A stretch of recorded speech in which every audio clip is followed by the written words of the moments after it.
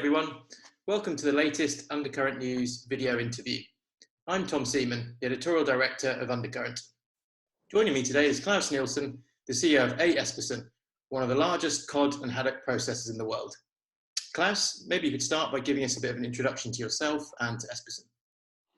Well, I'm the CEO of Espersen. Been that for a bit more than 20 years, so I've been here for a while. I'm an actually accountant by education, but quite fast came into the more interesting part of the business, which was management. The company was founded about 85 years ago because there was a really big resource of cod in the Baltic Sea, where the company comes from here in Denmark. When the Baltic Sea peaked, it was 450,000 tons of catches in 1 year. This year, it is 700 tons. So obviously, if we wanted to continue in the business, we had to grow outside Denmark. And today we have plants in, still one plant in Denmark, but we also have 3 plants in Poland. We have 1 plant in Lithuania, 1 in Russia, and 1 in Vietnam. And we also spread ourselves much more than just cod and haddock. So today we actually do about 70,000 tons of value-added products in total. So quite a different company nowadays than it used to be. All right, great. Well, thanks very much for the intro, Klaus. Maybe, firstly, it'd be a good starting point if you could just give us a bit of an overview of how the retail, food service, frozen and chilled parts of your business have fared in the past few months, and then maybe give us a bit of an outlook of what you see coming in the next few months in those kind of different pillars of the business. Well, as most companies, I think we also saw big changes when the pandemic came. So for us, like most others, retail really increased sales quite a lot, and then food service, restaurants, canteens, and so forth, and also QSR restaurants dropped to almost zero in the beginning because all restaurants were closed. So there was a big shift in 2020. In 2021, it's a bit different because most of the restaurants have learned to keep some of their business running by takeaway or drive-through when it comes to the quick service restaurants. But even so, the food service segment for us, and that's mainly Europe, has been down with about 20% in the first half of the year. And retail had more or less maintained the level. Over the summer, retail have been soft or softer. Not quite to where it was pre-pandemic, but close to, and in some countries actually at the level. And you can see that in most countries where we opened up on food service and QSR and so on, people have really been missing getting out, dining. So food service have been very busy, and we had the first months for a year and a half in August where food service met the budget. So things are coming a bit back to normal, I would say. What about how frozen versus chilled has performed? Because obviously there was kind of a big boom in demand for frozen products sort of earlier on in the pandemic, but then I guess things have evened out maybe, but maybe you could just give us a bit of a sense. The chilled is coming back. I mean, obviously the summer, hard to see now outside my window, but the summer was absolutely fantastic. The weather was beautiful, warm, best in several years. And then other proteins favor fish. So chilled was not as strong over the summer, but we have already seen it coming back here in September. So we think that chilled will be back with full throttle. And we also see more products being asked for among our customers, both in the UK but also in continental Europe. So we think that chilled is going to maintain a high growth rate. But it seems also like we were able to keep, or our customers were able to keep their consumers sticking to a bit of frozen. So frozen is actually doing pretty well. It's good to hear. When we spoke earlier in the year, you told me that the company was kind of taking a wait and see approach on any kind of big capex commitments. due to the uncertainty around COVID and Brexit. I just Mm. wonder whether that position has changed at all, and if so, can you give us any insight on any kind of expansion plans that you're either putting in place or have coming up in the rest of this year or 2022? You can say we already in March, April, sort of said to the organization that we are going to lift the foot on the brake. So we will sort of stick to the original budget we had on the investments for 2021, which meant that we, let's say, the darkest clouds on Brexit and COVID were behind us. At least we thought. And we were more optimistic about the future, and we still are actually. But what then has been very apparent with us and with a lot of others, I know, most countries we operate in, is the lack of workforce, lack of people. So we actually in the organization also said that we are willing to invest more if it's automation. So we are going to look into that, and in the organization they've been asked to pick on automation projects, and we will try to, because we can't of course do everything in one go, both for the cash, but also because organization need to be able to cope with it. So but we are looking differently at investments in automation now. It's not a question of what is the payback time for savings on an automation, it's the payback on how much more can we actually provide of products to the market. So it's a different hat you have on. Are you going to start that project in one plant, to start with, and then kind of expand it to the rest, or are you going to do something in kind of various plants at the same time? We are asking the various plants to come up with. They have their own technical organizations, because our consumer division and what we call primary divisions is a bit different. So we asked both organizations to come up with proposals, and then we as executive management will try to pick what we believe is the best one, best ones, because it will be several products. That's well, obviously in the in the UK it's been much documented that there's a shortage of workforce because of the knock-on effect of Brexit, and then obviously the pandemic has not helped as well. But I just wondered what was the dynamic that's causing the labour shortage in your kind of operations in continental Europe and Russia.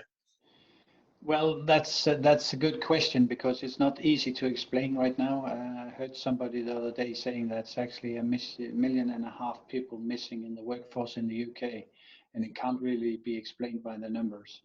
And we see a little bit the same, especially in Poland and Lithuania, that it seems like a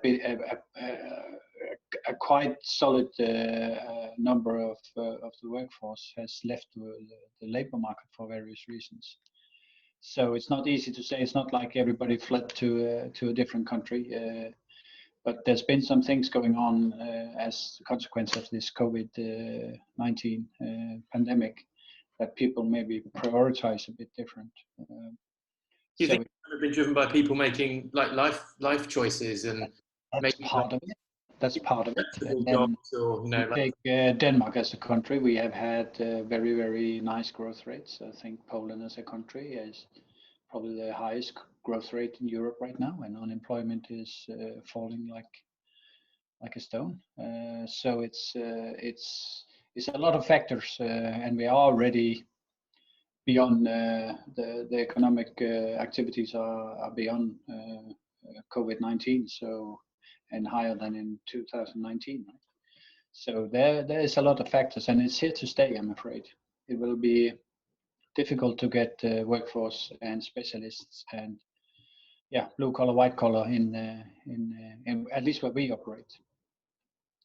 Yeah, because I guess with the fish industry, you've always got that additional challenge that it's kind of seen as just an unsexy industry to work in, or so there's always that challenge too, I guess. Yeah, there is. I mean, you just have to look at yourself. You're not raising your kids to be in that kind of job. You want them to go to higher education, university, or work with their hands, and then take an education and get a good job, right? So it's not unusual, but luckily we're still able to get people, and we have managed to get more people in Poland, just not to the speed that we are used to. And we are employing people from Ukraine as well, as an example,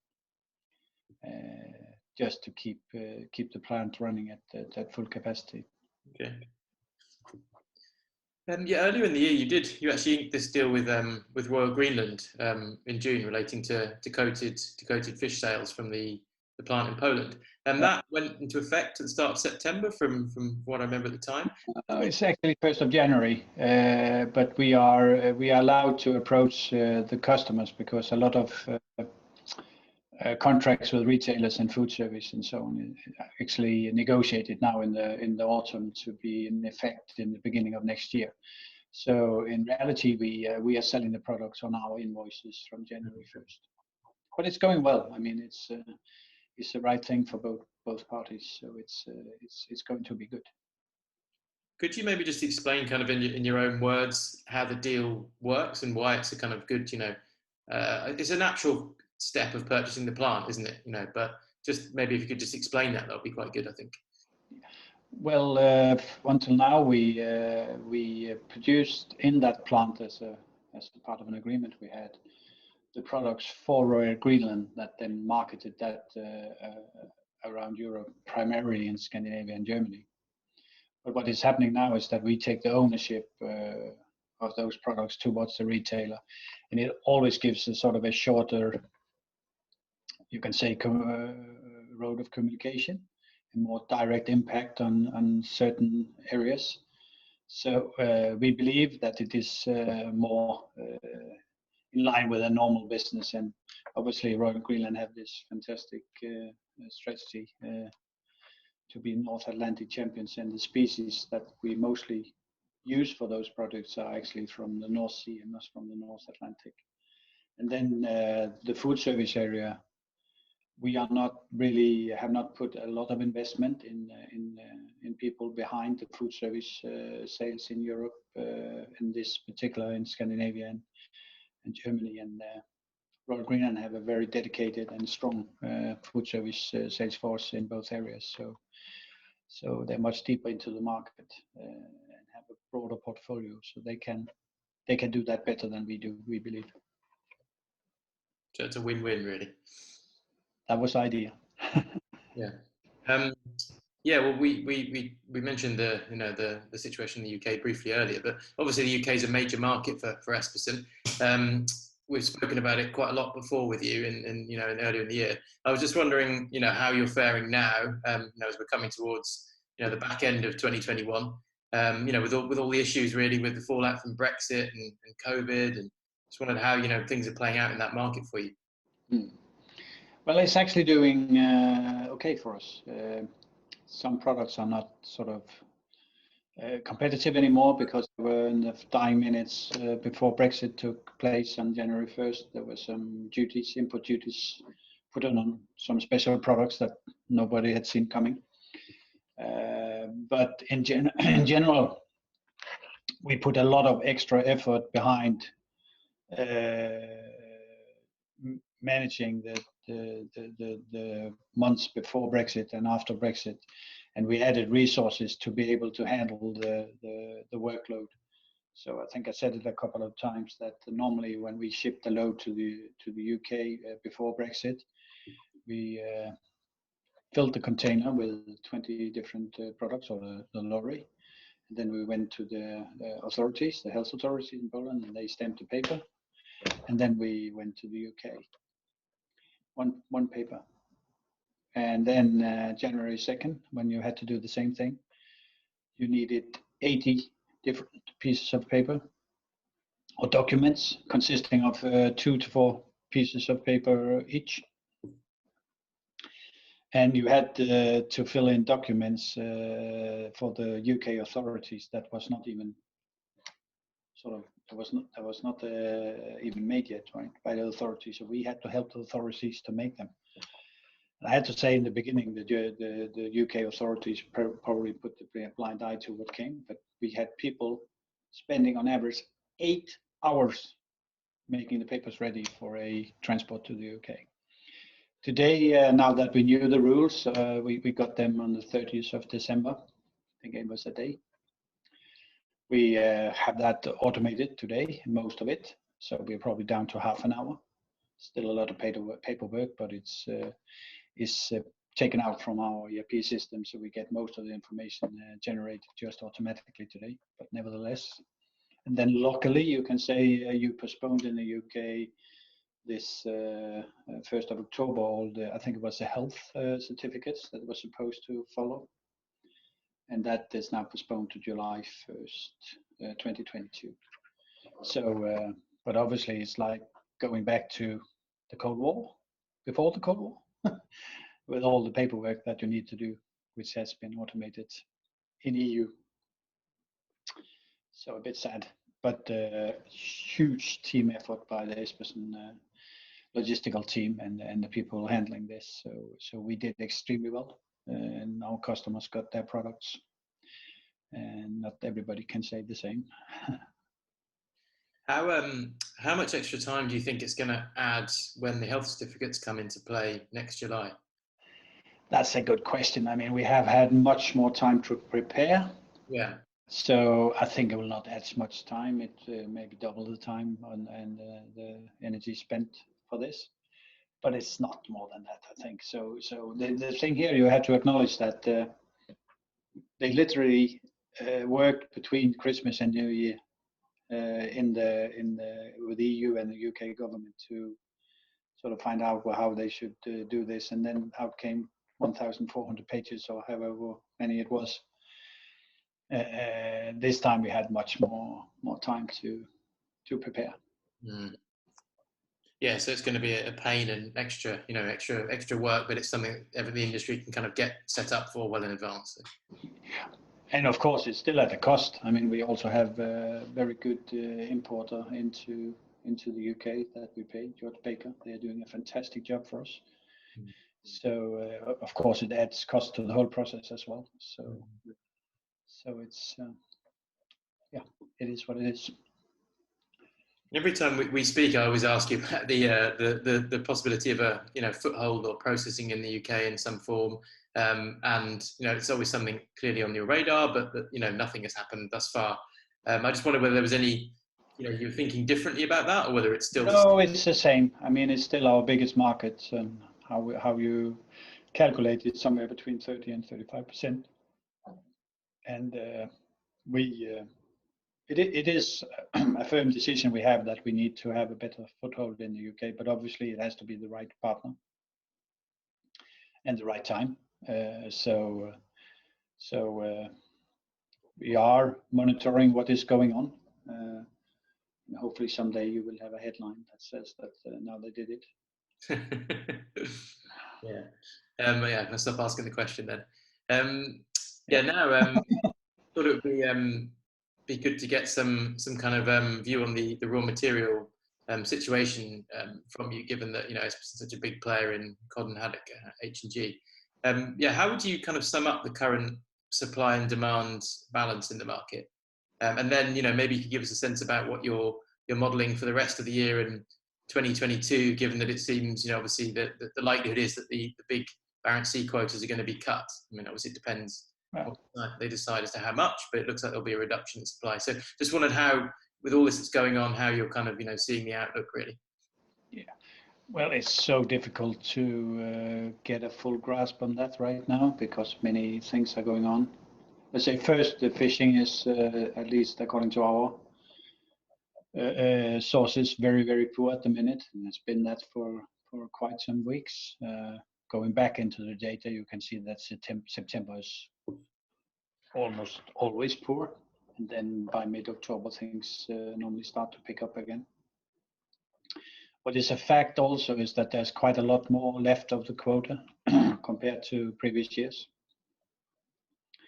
So, and prices have picked up a little bit after the summer. Depending on how much is caught for the rest of the year, because we also know that there will be some transfer of unfished quotas to next year. Normally that has been 10%. There are rumors out there that it might go up. So, but if a big part of the fish that is still in the water to be caught is caught, then I hope not to see so much inflation. It might be naive, but that's at least my hope. If fishing continues to be very poor and they are allowed to put it over to next year, then it might be more difficult to keep the prices. But the market can't really cope with much higher prices than we see right now. And it's a big struggle because there are so much inflation on everything else. So it's hard to go to the retailers and ask for coverage of everything. So I really cross my fingers that we will not sort of pass the $4,000 mark. Some might claim we already have, but and that's for cod, obviously. So so it's a bit stressful right now, the situation, I think, because of poor catches for quite a while. So yeah. How much? I thought 10% was the limit that they could carry over. Is it possible to carry over more? That's been like that for as long as I have been in this industry. But I think it's also up to the governments and maybe to the bilateral agreement between Russia and Norway to decide what that number should be. It's not like it's UN or anything. So I think if they find it prudent, that's probably what they could do. The good thing about this is obviously that then you will not feel the quota cut. Yeah. So pushing the cut, won't it? Basically. No, and if this year had been really, they have caught everything according to the quota, then obviously prices would probably have been in a much different place right now, because the market has been a little bit soft in the beginning of the year because of many things going on, especially in Asia. But yeah, it's an interesting couple of months we have ahead of us, and if I remember right, they will also set the quota. Normally they do that mid-October, right? Yeah. So I don't think we will see any surprises there, though. There will be the cut recommended. Nice. Sounds like a prudent thing to do. So would you you'd still place the sort of 1 to 2.5 pricing under 4,000? Because I was hearing it sort of edged above that anyway. Now it might have. It depends on a lot of other things, right? So yeah. It's probably we try at least to keep it below that. So, but of course the market is what the market is. So. Well, you touched upon the situation with inflation across non-fish related inputs, I suppose, into a processor. When we spoke about that earlier in the year, it looked things are really increasing, but freight rates have continued to increase since, and they're talking of over $14,000 for a container from China to sort of major European ports now. It's just absolutely crazy. I just wondered how, obviously, you're not shipping huge volumes out of China because you've got the plant in Vietnam, but just wondered how this situation has been, impacting you, and whether you have a kind of a view on the outlook, or whether it's actually not really possible to, because it's just so, unpredictable now. What we try to do is that we try to divide the inflation in what we will call speculative inflation and real inflation. Speculative inflation is, as an example, what's going on freight right now and electrical power right now, because that's not based in any you can say real economy growth or anything else. It's because of constraints and a lot of other things. And our view on speculative inflation is that it will last somewhere between 6, 12 to 18 months, depending on the area.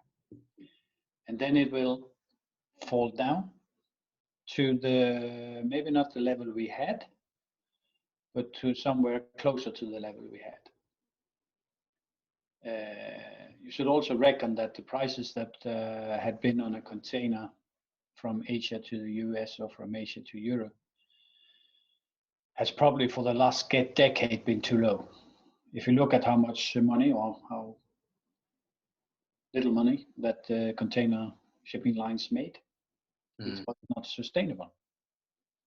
And if you go back 20 years, prices were probably double of what they were about a year and a half ago. Obviously, they shouldn't be like, what did you say, $14,000 for a container, because that is going to make the market go away at some stage, because the consumers have to pay for this, and they will not buy it if it's everything is put into the pockets of Maersk or somebody else. So that will go away.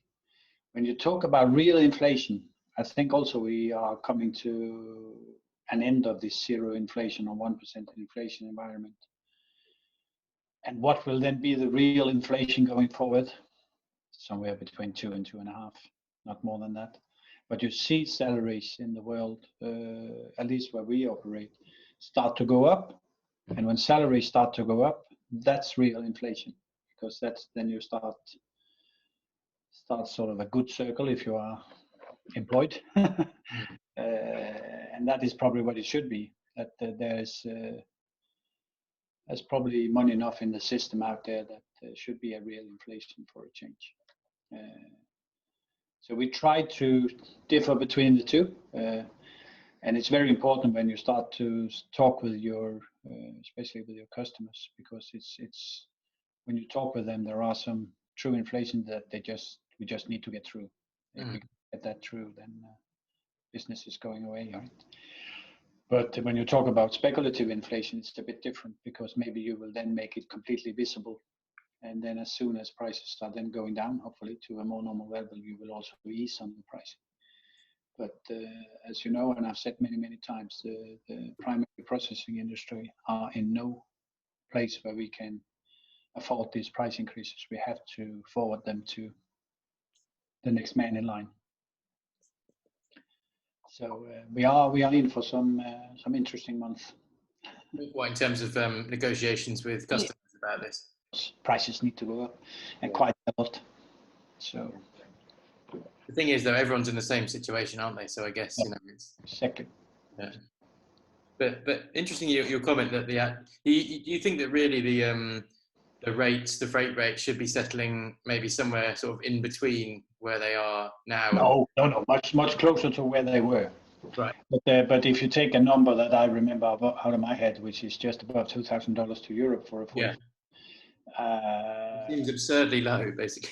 Maybe 3.5, 4 or something. I mean, it's anybody's guess, isn't it? And a lot of people will laugh, right, when I say this. But I don't think that at least they were sustainable, those prices that were that low. But if the container lines do what they normally did when market is good, then they start to order a lot of ships and a lot of containers. And 3 years from now, the crash. You can get for free. Yeah, but it's we think our industry is difficult. Think about this, that you have to have a horizon of 3 to 4 years. I don't predict what is happening 3 to 4 years. I'm happy I'm not going to take those decisions. It's tricky, I thought. And then with obviously the COVID situation in Europe is really improved. Still obviously some issues, but Asia is still being hit very hard, particularly Vietnam, where you've got your factory. I just wondered how that lockdown the country went into, that they're now sort of coming out of. I mean, there's still some still actually not really totally out of it, but I just wondered how that's played out for you, and how that's impacted your operation there. It's very important that we all remember that. I mean, especially Europe and obviously also US and other countries like New Zealand are in a very fortunate situation, because the rest of the world is not anywhere near where we are. And you mentioned obviously Asia. And the plant we have in Vietnam has actually been closed since the 11th of July. So our plant is in what you call the Long An province, which is southeast, I think, of Ho Chi Minh. And the government closed 3 or 4 areas down there completely in July, unless you could have they call it the 3 something principle, that you had to 3TC they've been calling it, haven't they? This kind of exactly. You had to work there, you had to eat there, and you had to sleep there. and it's quite evident for us that with the SMETA approval we have and so forth, it's not ethically okay to ask people to sleep on the plant, especially when you have different genders. So we took the decision to close down. Actually, we're forced to do it, sort of, because we had no choice. So we had actually people staying, the logistical team stayed on the plant for 2 weeks in order for us to get everything out that we secured, first the people, then the values that we had on the plant. So the whole cold storage now, both for finished goods and for raw material, is all raw material right now. And obviously that's quite critical. It's of course a lot of extra cost for us because we still decided to pay the staff somewhere between 60 and 70% of their normal gross salary, so they get the minimum salary. And we also have, I think, 35 containers sitting in the container port where we pay demurrage every day because there are no cold storages available. But it's sad for our good, loyal customers as well, because we are not able to deliver what we were supposed to deliver. There's a very, very good understanding, but of course it's frustrating for them as well. There are some good news, however, that they are starting to see most people vaccinated, and we have about 90% of our staff has now been vaccinated. So if everything, and this is knock on the wood, and cross our fingers and legs and everything else, we will be starting up on October 1st at 30% level, and then we should be able to add another 20% every month. But it's all, again, we are negotiating with the authorities on the conditions and procedures and processes and everything else. So it has to be safe, obviously, and that's priority number one. But it's been a big blow for us. So it's. Yeah, I can imagine. I mean, have you managed to kind of shift any production elsewhere to, like, contract plants in other countries or something, or have you just literally had to take the hit and not be able to do the business that you were? We have done whatever we could out of Europe, but we have been extremely busy, and we have not been able to. I talked a bit earlier about shortage of people, so we have not been able to add sort of a lot of extra people to our operations, and there's only 7 days in a week, right? Yeah. So, but we have tried to do what we can out of Europe, but not even close to the full extent. So, when you close down on the 11th of July, if you should contract other plants in other parts of the world, you need to first buy your raw material, and then you need to send it out, and then you need to have people in place to be able to make sure that the quality and the products are exactly what they should be. And then you have to ship it. So we have until now believed that it's faster. We will get to it faster in Vietnam than we would have done it if we did outsource it. So, I cross my fingers for Friday this week. Are you hoping that on October the 1st that you'll be able to kind of ship those 35 containers out, or start shipping them out as well, or will the ports be opening? Everything's been shipped out. So we have no finished goods at all. But the 35 containers we have is actually incoming raw material, and that because there's no place in the cold storages. They are full for obvious reasons. So what we hope to do is obviously to get things going, and then we will start to export.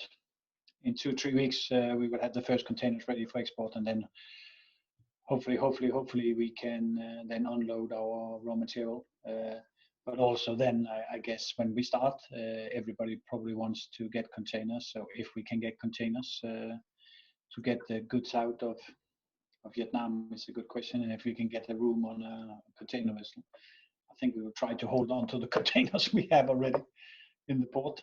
But obviously that's not how it works.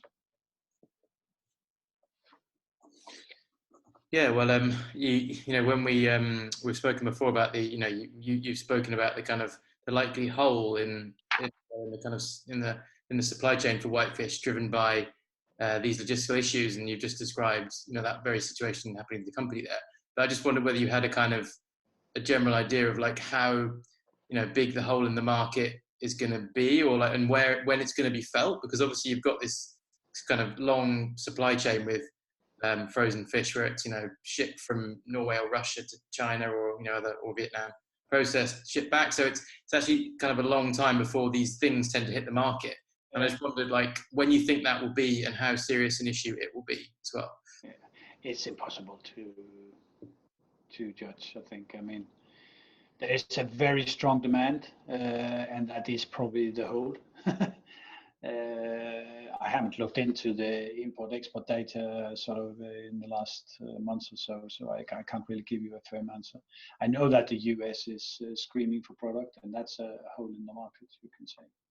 So I guess everybody out there is on allocation with their customers. But unfortunately, there's not so much you can do. I mean, we have raw material enough.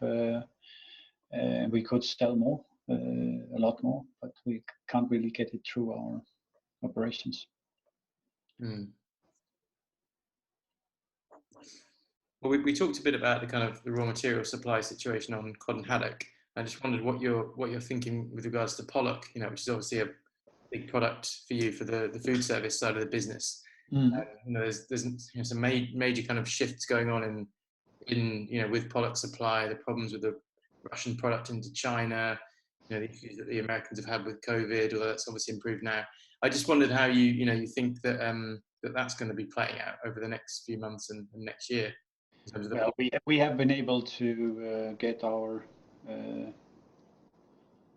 products, so we are running. But obviously, when you read Undercurrent, you can also see that there are a lot of things going on in the world. And it is the biggest whitefish resource, so when there's trouble there, it sort of affects everyone to some extent. So we hope they will be able to solve their issues in the US, and I think it will be. I hope it will be. I think it's a wrong word. I really hope it will be. In the Far East, I think there will be a permanent shift. It's what you hear from the Russian vessel owners, that they will try to do as much as they can on the vessels, and they're also, I mean, blocks and fillets. There are all plants built that can start to process double frozen blocks. And if you look at the import statistics into China, it's quite obvious that maybe only half of the H&G has gone into China this year, Pollock. And more or less 80% has gone out of what a normal year. So the inventories must really have been dropping quite a lot. All the local market in China has not gotten their normal supply of Pollock products, whole Pollock steaks or whatever they get.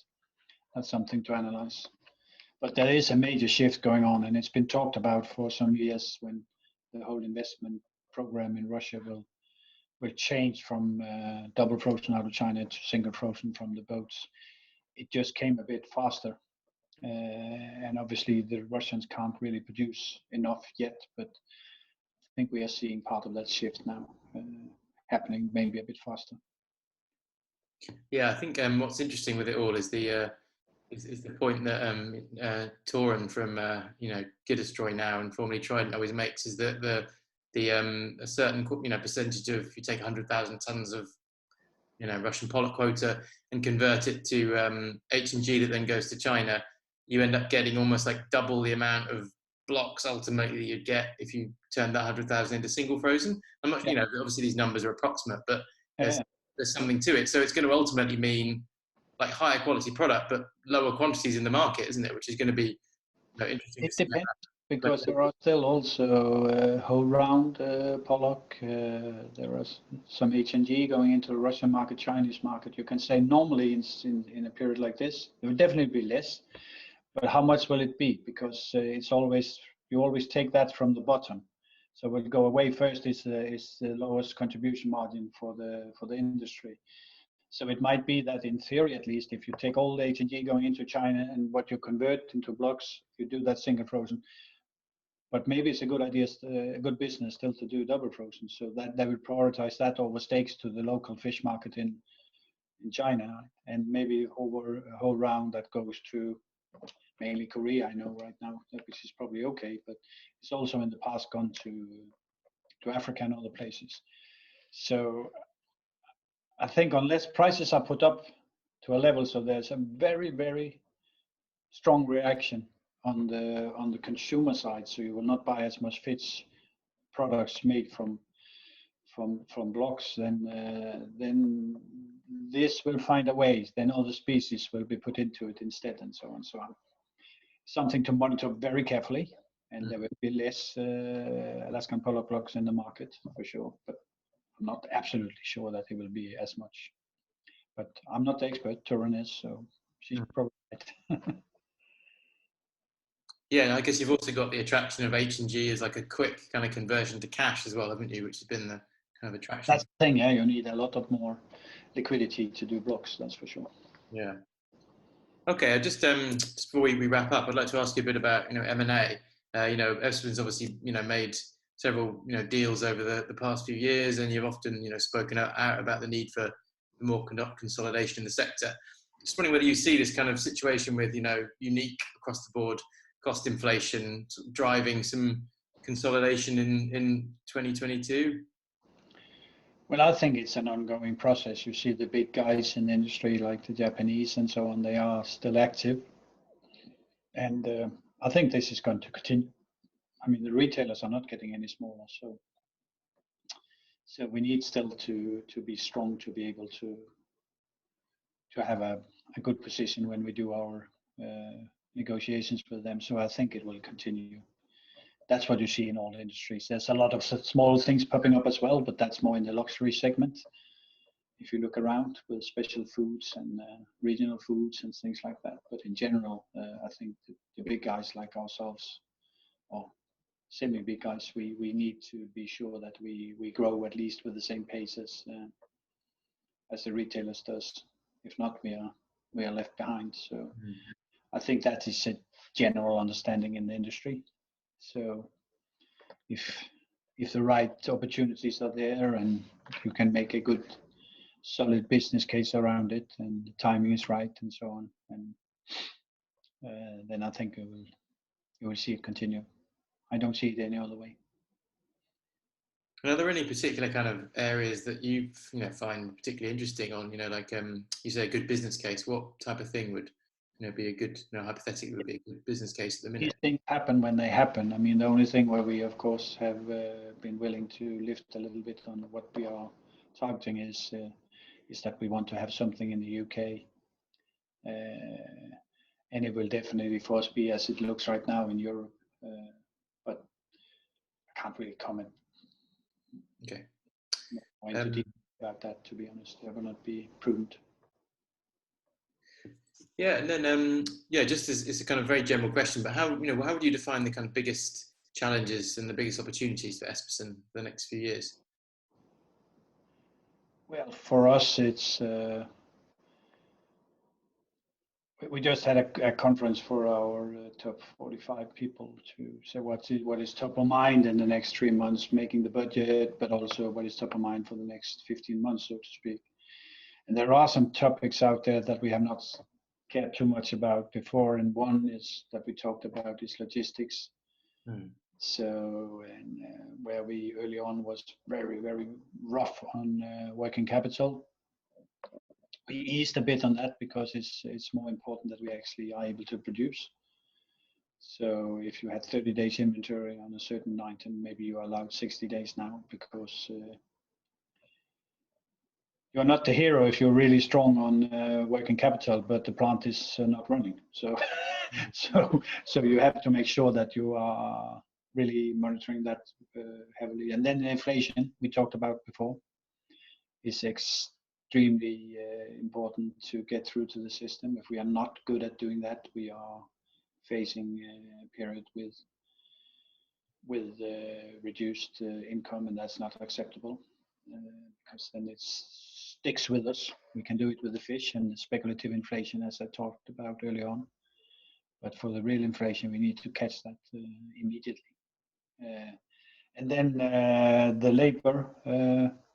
that we need to get more people to our company. It is vital that that we are able to attract people.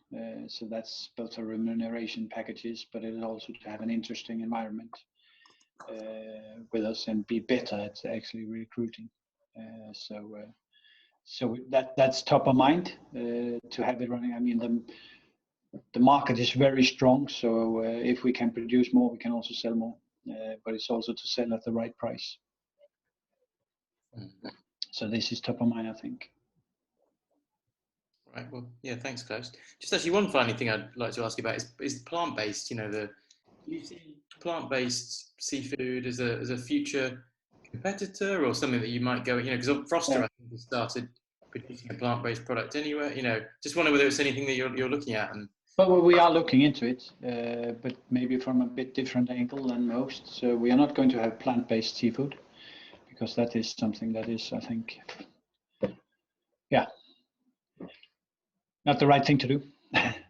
And then you have also, when you look at the products been out there on other proteins, a lot of that's been soybeans and a lot of additives and things like that. We want to make some clean products, and we made some great progress. So I actually tasted some of our products this week where the only thing you missed a little bit, the texture was there, the look was there, the color was there. You missed a little bit the flavor of sea salt-ish, saltwater-ish, because everything was right. And that's a recipe that our innovation team has actually developed themselves. So, and obviously it's top secret. So you will not get more than that. But it's something we are looking into because it's part of the future. No doubt, it's going to grow quite a lot from a very low level, but it will be part of the diet going forward for people. We are absolutely convinced, and can we offer that to our customers? We can process it on our existing lines. So then, obviously, why not? We have the capacity. You mean kind of breaded, these type, products, type of thing? Fish. I'm not saying more. But we will be able to present something for our customers within the next 12 months for sure. Okay. Something that's very interesting. Exciting thing to look out for. Yeah, thanks very much for your time, Klaus, and yeah, take care and have a great weekend. Thanks for taking time to speak with me. Okay. Have a great weekend too. Bye bye.